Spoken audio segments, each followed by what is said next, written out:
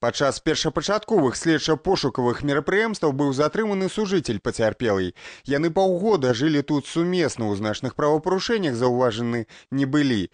У цэлым уяўлялі сабой даволі прыемную пару. Следственным отделом прокуратуры Гомельской области по данному факту было возбуждено уголовное дело по признакам состава преступления, предусмотрено статьей 139 часть 1 Уголовного кодекса Республики Беларусь.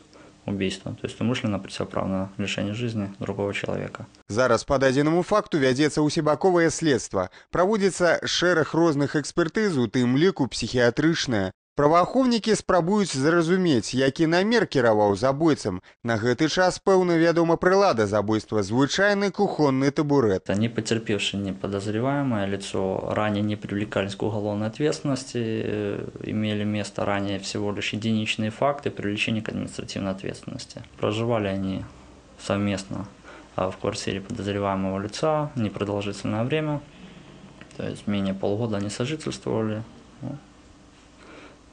Достаточно, скажем так, немножко, может быть, даже удивительно, что даже и среди таких граждан все-таки случаются такие события и случаи. Калі ўсе дэталі гэтага атыпічна злачынства складуцца ў адзіную карціну, справу аддадуць у суд. Санкцыя артыкула крымінальнага кодексу ў гэтым выпадку прадугледжвае ад 6 до 15 гадоў пазбаўлення волі. Віталь Доўгі, Сергей Лукашук, тэлерадыёкампанія «Гомель».